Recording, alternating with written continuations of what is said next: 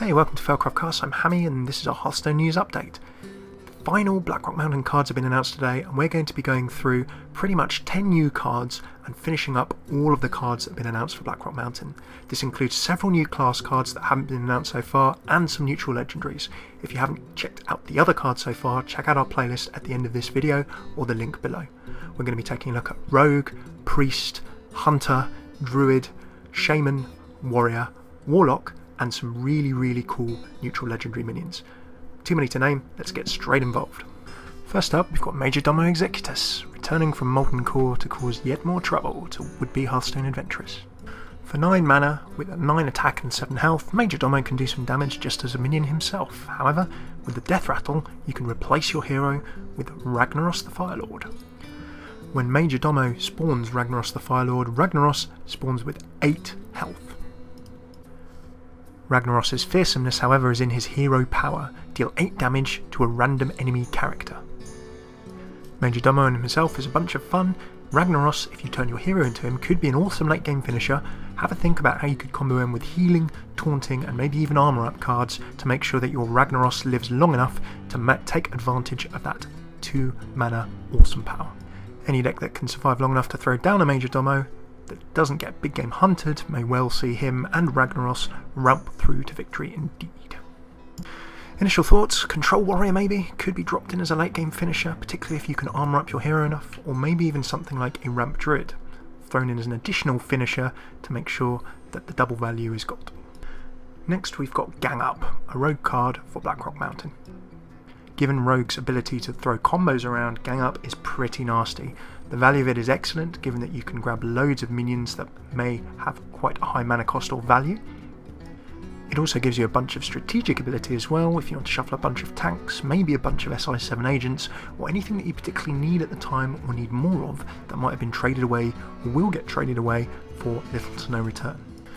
Gang Up gives a whole bunch of strategic possibilities for deck building, whether it's simply a little bit of support in terms of swarming with more minions in the mid to mid-late game, or perhaps with some other combos trying to solidify your table position as a rogue.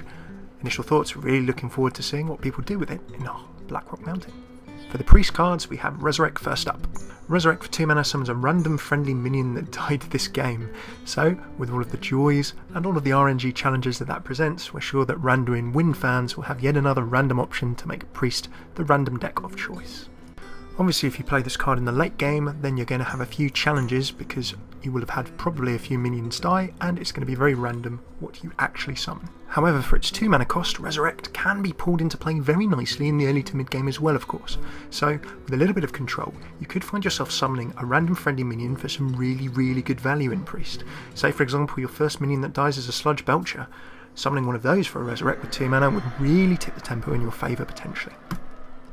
We can see all of you warriors of value already trying to find interesting ways to play Resurrect, and it's a pretty solid card for its mana cost. It will probably give some kind of tempo swing if played at the right time. Depending on the metagame, could be very useful. Next up for the Priests, we've got Twilight Whelp, another dragon card, continuing the dragon theme that's being strongly put together in Blackrock Mountain. Twilight Whelp only costs 1 mana, and it has a battle cry. If you're holding a dragon, gain 2 health. Twilight Whelp, if you're holding a dragon, thus means that you'll have a 2 attack, 3 health minion on the table very early in the game, potentially even turn 1, if you're going well. So this gives Priest dragon decks, or dragon priests, a really strong start. Pretty good card this, and for Priest it will be really good to help grab control of the table in the early game, particularly if you don't fancy running a zombie chow. So, to continue the dragon theme, we're sure that Twilight Whelp, if people are putting dragon priests together, will see some good play. A nice strong card for Priests. For the Hunters, our first card is Quickshot. For 2 mana, you can deal 3 damage, and if your hand is empty, draw a card. Quickshot is effectively a dark bomb for Hunters, but with an additional potential beneficial effect. If you're using this as control early in the game, then it's probably going to be quite hard to have an absolutely empty hand, so that card draw effect may not go off. However, if Quickshot is being used as control in the mid, perhaps to mid-late game, then there is of course a chance your hand could be empty, particularly if you're playing a very fast Hunter deck that cycles through your cards. As a result, Quickshot doesn't really have a huge downside. It can be used for control, and if you're in the right situation, the card draw is a very welcome bonus and makes Quickshot well worth the mana cost that you spend. Cards and effects having reduced costs for each minion that has died during a turn is a very strong effect in Blackrock Mountain, and Volcanic Lumberer definitely benefits from that. If a whole bunch of minions have died this turn, then the Volcanic Lumberer is actually a very cheap and powerful tank, running even better than Earth Elemental for Shamans because it doesn't have the overload downside. Obviously, for Volcanic Lumberer to fulfill its potential, it needs a bunch of minions to have been traded or died during that turn. So therefore, we could see Volcanic Lumberer potentially being comboed with things such as Poison Seeds or Druid cards that allow big clearance of the table or a lot of minions to be traded in one go. Second up for Druids, we've got Druid of the Flame. Going with the Fang and Claw Brethren, the Druid pack is really getting filled out now. For a mere 3 mana, you get a 2/2 minion, however, you then get a choice. You can transform into a 5/2 or a 2/5. The usual Druid double option on a card, so you can suit your card to the particular circumstance that you're in. For a 3-drop, a 2/5 minion is actually a pretty nice tank, particularly if you can follow it up with something like a Defender of Argus or a Sunfury Protector. On turn 3, if you're trying to really rush and pressure, then a 5/2 is great, however that health is somewhat low, so the utility is good, however it's all going to be up to what kind of deck you try and fit this card into as to how useful it could be for you or not.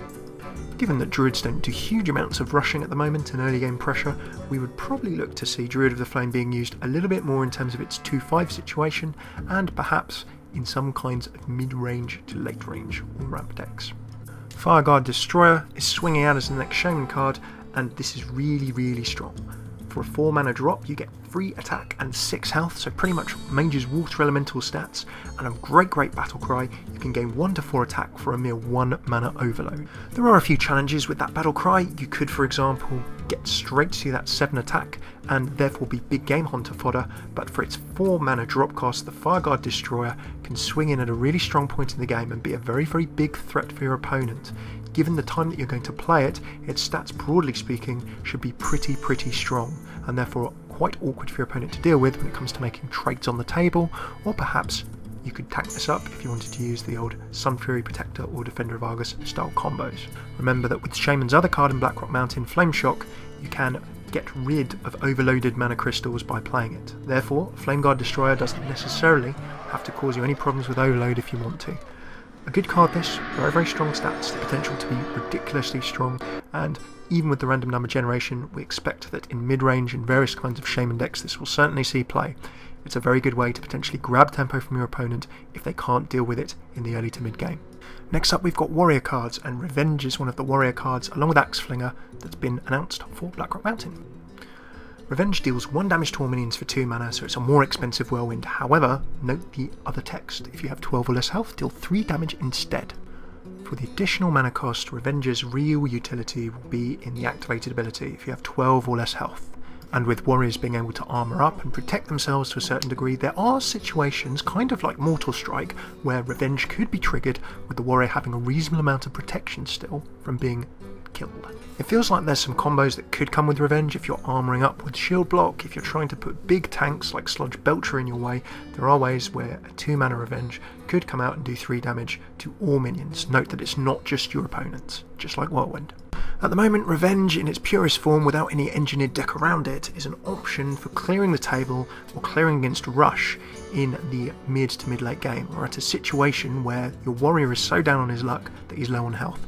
So in itself, against rush decks, maybe against rush hunters, maybe zoo type decks, there could be a tech Revenge to get a table clear or an emergency table clear when your chips are really down and you're below 12 or less health. Whether Revenge becomes more than tech will kind of depend on how it can be engineered around or used as a late game card. However, you need spell damage to get that 3 damage up, and you don't really want to be doing too much damage due to killing your things like Acolytes of Pain, or maybe getting rid of your smaller minions that are key in a warrior deck such as Armor Smith too quickly without getting maximum value from them. It's one of the reasons Whirlwind is so good for 1 mana.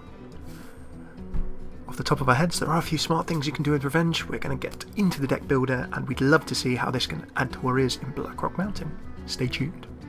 For the Warlocks, we now have Demonwrath, costing 3 mana and dealing 2 damage to all non-demon minions. As an alternative to Hellfire, because that's where this probably is pitched, Demonwrath not only doesn't do damage to your own hero, but may not do damage to your own minions, depending on if you're running a Demon Lock deck or a whole bunch of demons on your sideboard. Whether you're running a fully fledged demon lock or perhaps a zoo using a lot of early game demons, Demonwrath certainly gives you the ability for some table clearance and controlling your opponent's side of the board without destroying your early game demons if you're running Flame Imps or Voidwalkers, or potentially even the mid to mid-late game demons if you're going for other types of demon lock. At the very least, it'll be a tech card, and it can go really nicely with Demon Lock, so we're sure that this will get snuck in to various Warlock BRM decks. Last but not least, for the neutral legendaries, we've got Emperor Thaurissian himself. Emperor Thaurissian drops as a neutral legendary, and with 6 mana, 5 attack and 5 health, he's broadly balanced in terms of stats. However, the evil, as always, or the massive potential as always, is in his card text. At the end of your turn, reduce the costs of cards in your hand by 1 mana. That effect keeps on stacking the longer that Emperor Thaurissian stays on the table. That puts him squarely in the crosshairs of your opponent, but if you can find a way of keeping Thaurissan alive, then see your minions and spells reduce and reduce in cost until you're throwing them around like there's no tomorrow. If people can find ways to keep Thaurissan's health high, or keep him protected from various different kinds of spells and crowd control, then he really makes things powerful. One such option can be dropping him in a mage deck behind things such as Counterspell in terms of mage secrets, and various tanks in forms of Sludge Belchers and similar. If you can keep him alive, and you can keep him alive for just a couple of turns in the mid game, then it will really give a very good tempo swing for you. However, he's got a big target on his head. We're pretty sure that some enterprise and deck builders will find a way to pivot around Thaurissan and make him very strong in terms of bringing a game to an end, perhaps in the mid to mid-late game. Getting out cards in a kind of ramp style, not for druids, or could work well in druids, but can definitely work well in some other decks, particularly those which have cheap spells to start with. Thanks for watching our Hearthstone Blackrock Mountain card news update. For more card spoilers, be sure to subscribe and check out our other video playlist with more cards that have been announced for Blackrock Mountain.